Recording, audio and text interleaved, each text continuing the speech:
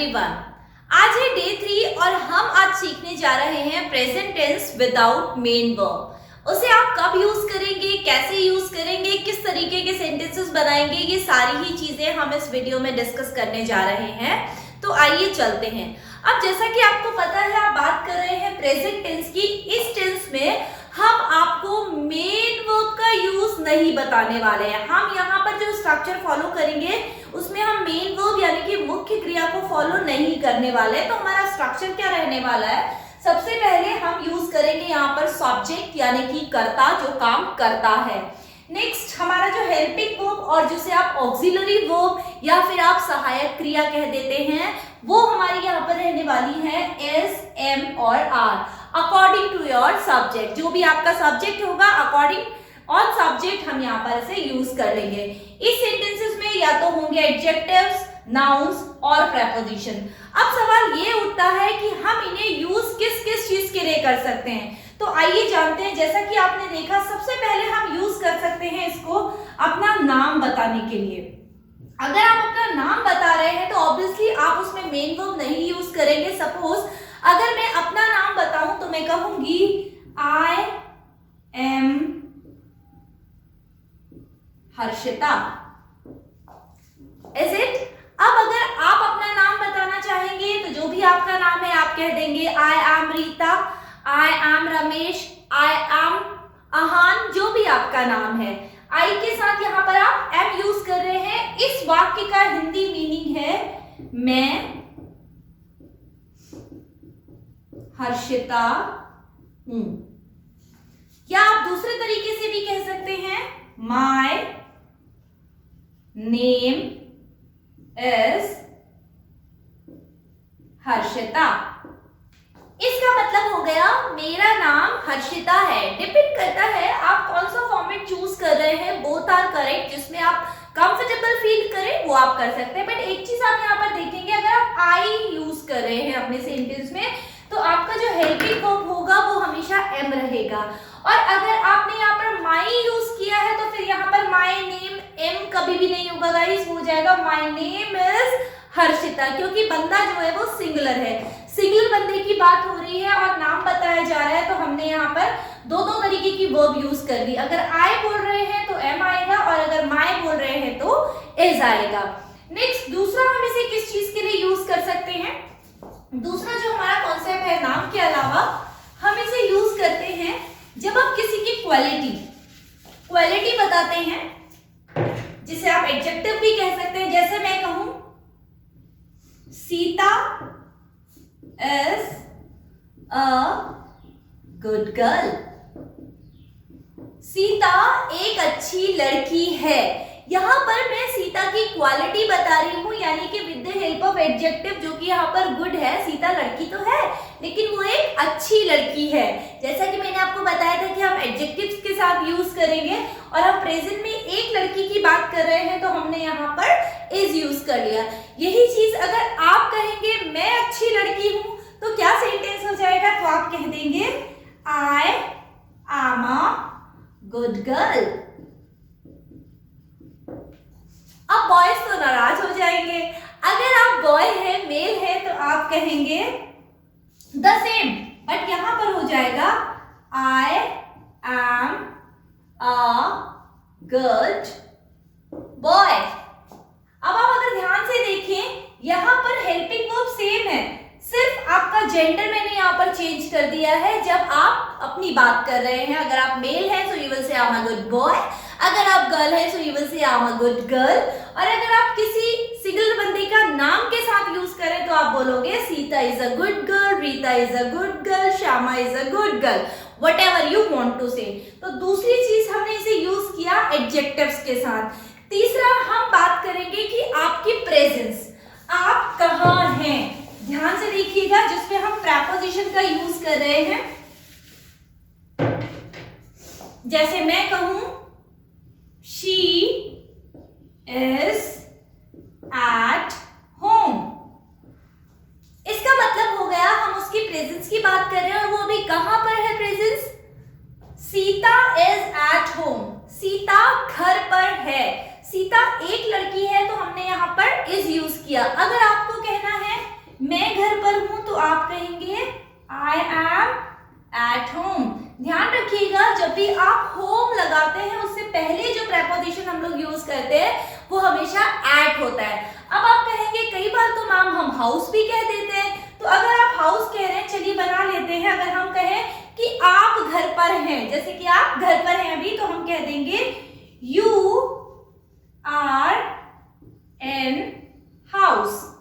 अब अगर आप हाउस लगाएंगे तो आप यहाँ पर सिली से चीज देखेंगे लर्नर्स, यहाँ मैंने इन यूज किया है एट नहीं, यही सिली से डिफरेंस है। फिर से आपको लर्न करना है, क्रैम करना है कि जब आप हाउस लगा रहे हैं अपने सेंटेंस में तो आप हमेशा इन प्रीपोजिशन यूज करेंगे, और अगर आप होम यूज कर रहे हैं तो आप हमेशा एट का यूज करेंगे।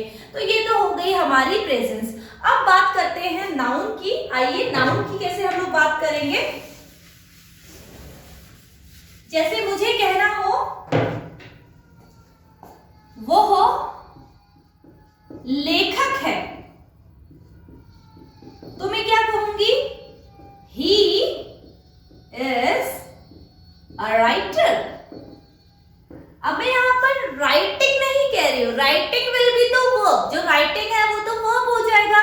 हम तो यहां पर सिर्फ क्या बता रहे हैं, ये राइटर नाउन है, किसी का नाम है जो बंदा लिखता है, लेकिन वो लिख नहीं रहा है अभी। आप इसे उसका प्रोफेशन भी कह सकते हैं, और ये राइटर को हम एज अ नाउन यहाँ पर यूज कर रहे हैं, तो मैंने कहा ही इज अ राइटर। और अगर आप स्टूडेंट हैं, विद्यार्थी हैं, तो आप कहेंगे आई एम अ स्टूडेंट। अगर आप सिंगर हैं यानी कि गायक हैं तो आप क्या कहेंगे, आई एम अ सिंगर। अगर आप कहेंगे आप कलाकार हैं तो आप कहेंगे you are an actor, you are an actor. अब यू के साथ यहां पर आप क्या यूज कर दे रहे हैं, आर, तो आप कैसे बोलेंगे, यू आर एन एक्टर।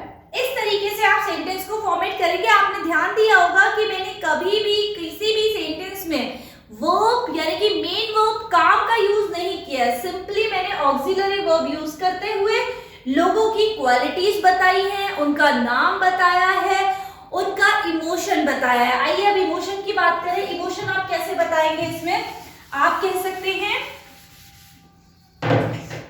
आप कहेंगे ही इज हैप्पी, वो खुश है। अब ये हैप्पी क्या है, एडजेक्टिव भी है, उसकी क्वालिटी भी बता रहा है, उसका इमोशन भी बता रहा है। यही चीज अगर आप खुद के बारे में कहेंगे तो आप कह देंगे आई एम हैप्पी, मैं खुश हूं। एंड अगर आप कहेंगे वे खुश हैं तो आप बोल दोगे दे आर हैप्पी।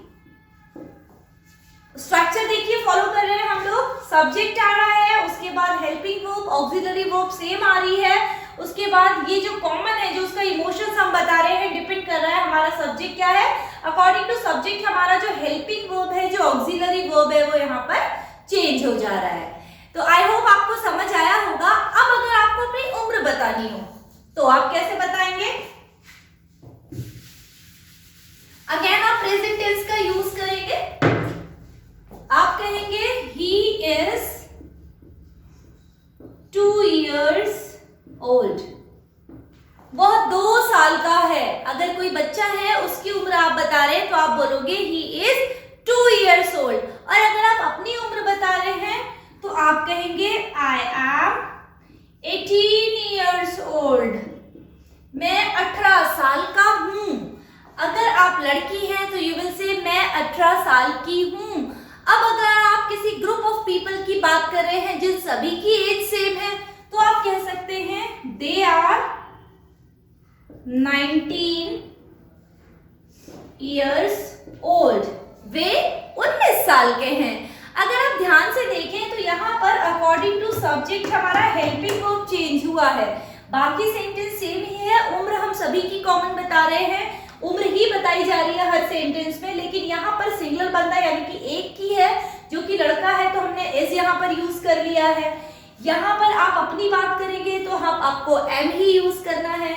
यहाँ आप ग्रुप ऑफ पीपल दे की बात करें तो फिर वो हैं हो जाएगा, हिंदी में है की जगह हैं हो जाएगा। आई होप आपको समझ आया होगा।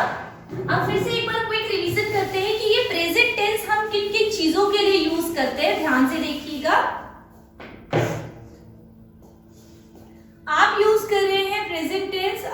नाम बताने के लिए,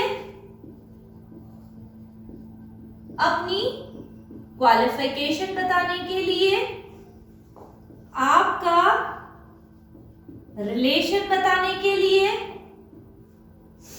एंड आपका प्रोफेशन बताने के लिए एंड आप बात करते हैं जब आपके इमोशन बताने की, इमोशंस जब आप बताते हैं तब भी आप इस टेंस का यूज कर सकते हैं। तो अगर नाम की बात करें, आप कहेंगे I am Nitin, I am Ram, I am Shyam. Second, अगर क्वालिफिकेशन की बात करें तो आप कहेंगे I am graduate, I am post graduate, whatever is your qualification. Next is relation, आप कह सकते हैं she is my sister, he is my brother, they are my relative, इस तरीके से। नेक्स्ट आ जाता है प्रोफेशन, आप कह सकते हैं I am student, she is a trainer, they are dancers. Like that आप अपना प्रोफेशन या किसी और का भी प्रोफेशन बता सकते हैं। नेक्स्ट बात आ जाती है इमोशंस की, आप कह सकते हैं she is angry, I am happy, they are sad. Expression, feeling, emotion कुछ भी हो सकता है, जो भी आप बताना चाह रहे हैं वो आप अपने सेंटेंस में मेंशन कर देते हैं। आई होप आपको ये कॉन्सेप्ट समझ आया होगा। मुझे कमेंट बॉक्स में कमेंट करके जरूर बताइए एंड इसके बाद हम लोग मूव ऑन करेंगे नेक्स्ट चैप्टर की ओर। बट अगेन आपको रिमाइंड करा दूं, डे 1 से शुरू करिएगा, तभी आप सीक्वेंस वाइज फटाफट हो जाएंगे fluent. So thank you, that's all for the day, bye bye.